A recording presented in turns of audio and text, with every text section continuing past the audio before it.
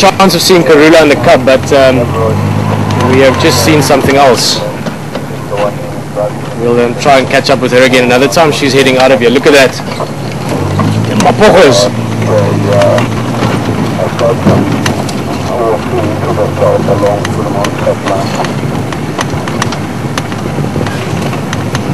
Oh. Hey, I like these lions. These are very, very powerful animals. They would have been serious warriors in any story. Look at this guy in the front here. Look at his face. Battle scarred, bleeding. Keep in mind that these animals also risk injury and death when they go into fights. Look at that face. That is truly a wild animal you're looking at. You might not mind us being here. Over the centuries, and especially we've managed to coexist with these animals in a more peaceful way, mainly because we can sit in a car and feel quite safe. But trust me, this is a wild lion. Look at this guy's face. Look at those eyes. Yeah, he does. He looks straight through you. There's disdain in those eyes when he looks at you. The close bonding there. You can imagine again. Last night was very violent for all these males, so once again they're strengthening those social bonds between themselves as well. That's why they're lying so close. It looks like this guy did a large part of the fighting. Looking at his face, there's some old scars there definitely, but also a whole lot of new scars. That eye looks quite bad, also just above his eye there, sort of towards the bottom right.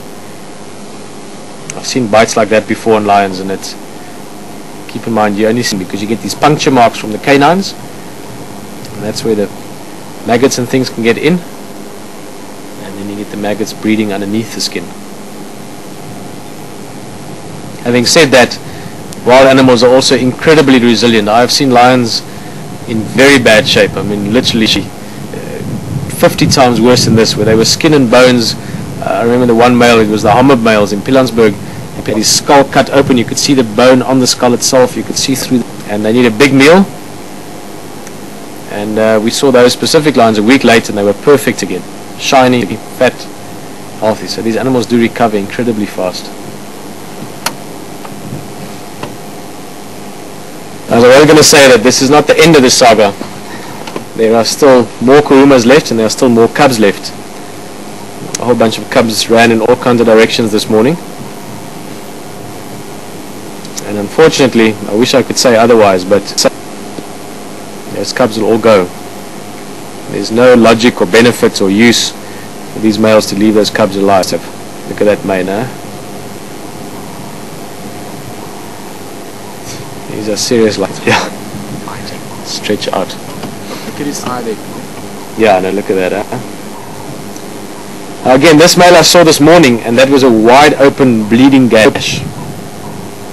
It is. I mean, I'm not exaggerating this when I say that this thing looks 10 times better already, and it's only been about 10 hours, and it's been hot today again, overcast.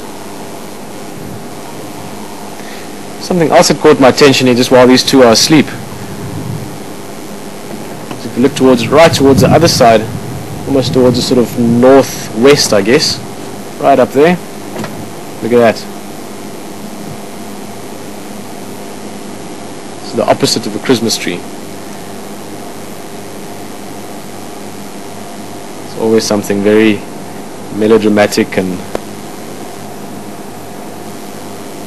not so happy about vultures in a dead tree. And I guess after this afternoon's experience, maybe even a bit more so.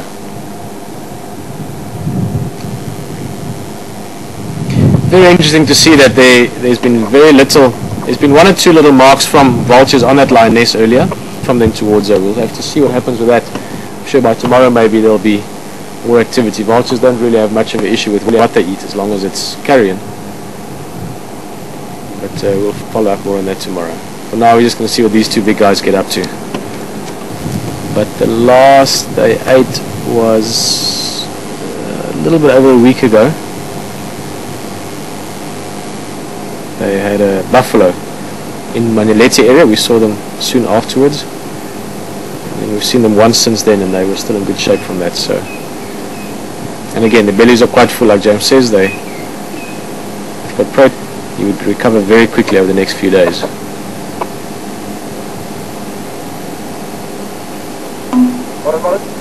See the other one just lifting his head up there.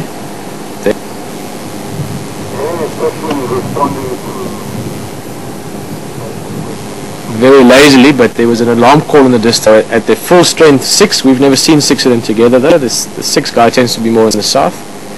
But we do of late see them more often as 5 together. This morning I saw 3, so there's at least another 1, but potentially another 3 males in our general vicinity at the moment.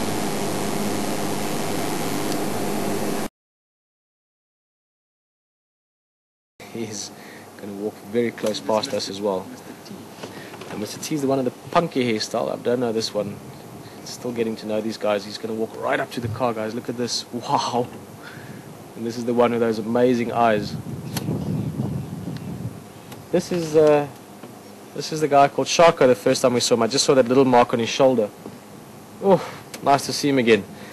Marauding males out, and in that way providing a safe environment for the females and the cubs to survive in. And then quite often they will join the pride again and then feed off whatever the females have hunted. Again, with the Mapogo males, it's a little bit unique because it's so many of them, 5 males together, and that also enables them to take large prey. Ooh, they're going to roar.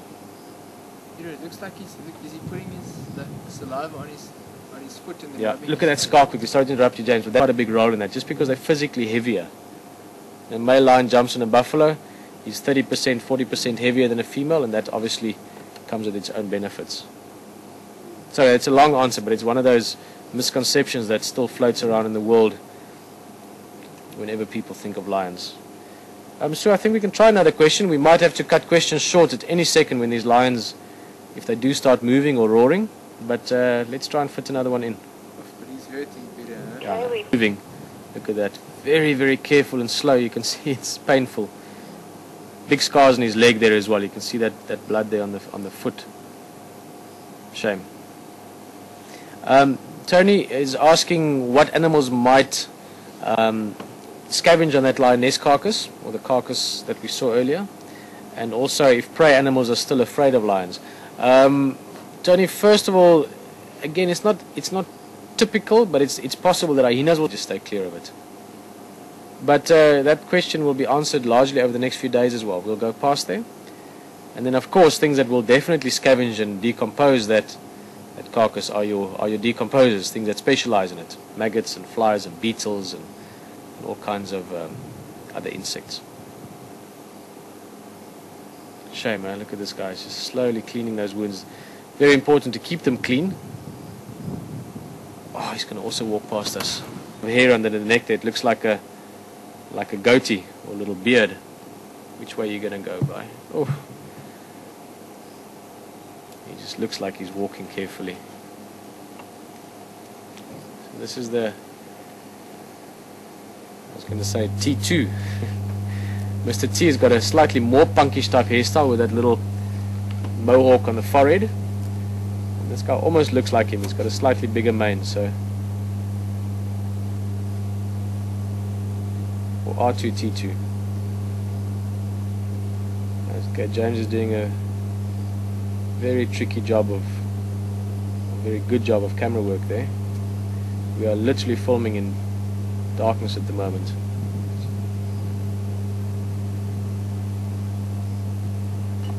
Ah, there we go. If only I did as good a job of lighting as you doing with the camera, James. Oh! This is the guy with the black mane. I'm slowly starting to get to know these guys more and more.